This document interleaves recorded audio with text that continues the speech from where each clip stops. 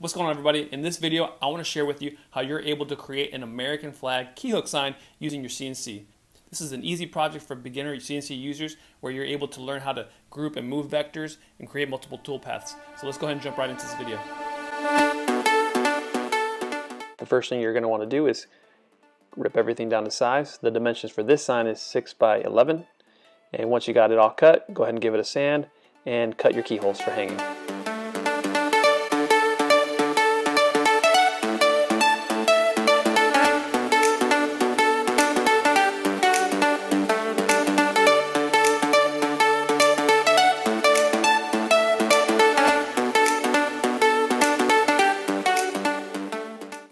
Alright guys, so let's just jump into the design portion of this key sign, or this key hook sign. Just showing you some of my setup options here. I like to set up my grid at 1/2 inch, so that's that. I want to have this grid the size of my key hook sign, so you can go ahead and click on this gear and enter the dimensions. In this case it's 6 by 11 and it's 3/4 inch stock thickness. All this other stuff is already pre-populated from when you set up your CNC. Alright, so the next step, once you have all your setup or your prep work completed, you're going to import your flag. So let's do that. My particular file has a border around it, so I want to get rid of that. The next thing that I do is I select the entire flag, and then I deselect the stripes by holding down shift and clicking on the stripes. Once I've deselected the stripes, you see that my 50 stars are still highlighted. I'll come over here to this transform section and I'm going to click on group vectors. This allows these stars to be grouped together. The next thing I do is I select it all again. I hold shift and deselect or click on these stars to deselect them. And now all my stripes are selected. I'll come back to this transform section and group vectors again. And lastly, I'll select the entire flag and group vectors once again. Now the entire flag will be resized together. So let's go ahead and do that real quick before we even center it into the grid. I just need to get it down to a more manageable size. This is too big for the grid. So again, come to the transform options and click scale, and then just minimize that. Go ahead and click on this align vectors. We're going to align it center. It's still too big for the grid, so let's go ahead and resize it again. We'll click on scale. I'm bringing that in. And let's see what that looks like now. Still maybe a little bit more. For me, it's a little bit too close to this edge here, so let's just slightly bring it, or let's slightly bring it in. And what you want to do is you want to really zoom in here, because we're just trying to do minor adjustments. If you were to be zoomed out, it just doesn't, it just makes a big jump here. Watch, see it jump right there. Jumped right there. So let's go ahead and undo that whole move. Right, so there's our original sizing. Let's zoom in and we're able to do more detailed adjustments.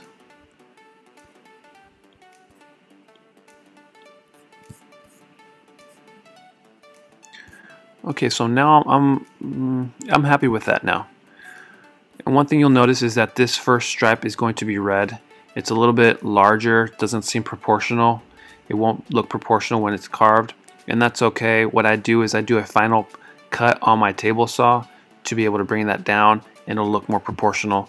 The reason why is because I've had in the past stars cut too close to the edge, and I just want to give enough space to have these stars carved, and I'll do the final cut at the very end. Alright, so now with that being said, let's go ahead and set up our tool paths. And let's think about this real quick. When I carve this, I want to carve my stripes first. This will allow me to then see where my union is going to be at.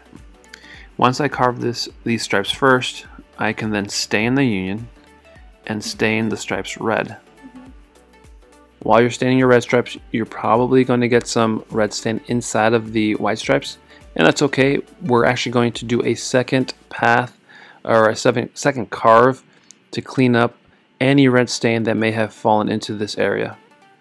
Once we've finished that second carve, we'll then carve the stars. So let's go ahead and set up our initial toolpaths then for the stripes. Still within the design tab, I want to deselect or ungroup the two vectors, right? Ungroup the two groups. I'll then hold shift and deselect the stars by clicking on them. I now have my stripes highlighted, ready to create a toolpath. I'll go to toolpaths here, and then I'm going to click on pocket. I will use my 1/8 inch end mill. I'm going to edit it, and I'm going to make this 80, 70, 1800. Oops. Here, 18,000. My max depth is going to be 0.0200, and we'll click OK, and that's set up. So let's go ahead and run that.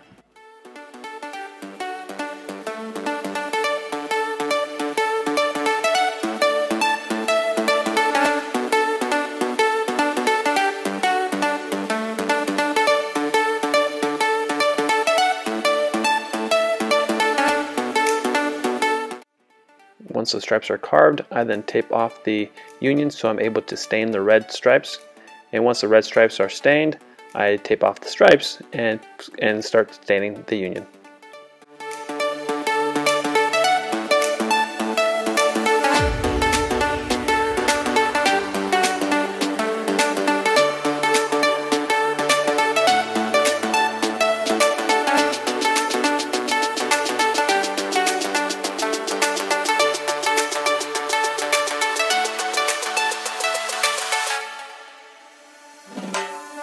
Alright, so now that I've run that, and we can see where my union is going to be at, I've already stained it. I've already stained my red stripes, and I do have some red stain within the white stripes. So now what I'll do is I'll edit this pocket toolpath by right-clicking or double-clicking, depending on what operating system you have, but I'm going to edit the operation. And then now I'm going to go, let's go 0.035, and that typically works, just cleans it up. But if you need to go a little bit deeper, go ahead and edit the operation again. So now let's go ahead and run this operation.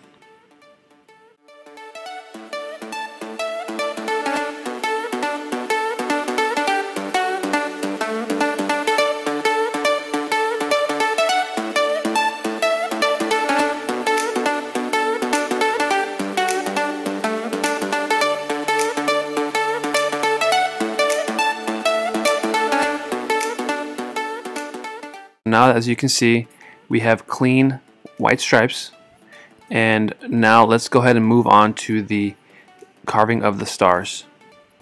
We're going to go back to this design tab, and we're going to hold shift, and we're going to deselect the stripes. We're going to just click on the stars. Since they're grouped, it selects all of them. We're going to come back to this toolpath option, and we're going to go ahead and create a V carve. I'll click edit on the tool selection. I'll select a new tool. In the Carbide 3D Shapeoko Softwoods, I'll click on that down arrow or click on the arrow, select V, and I'm going to use a 60-degree V bit. Let's change this to 60, 50. We're going to keep that at 18,000. We're going to use stock bottom since it is a V carve. Click OK, and then we'll save that G code. So let's go ahead and see what that looks like.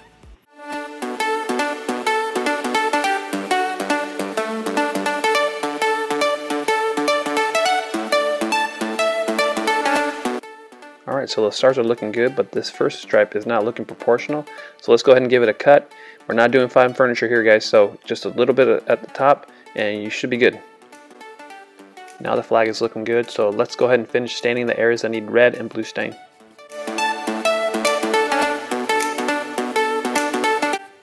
Once everything is stained, go ahead and give it a torch. And I didn't actually capture myself retorching the flag. I forgot to press record, but you get the idea. And then finish it off with a coat of poly.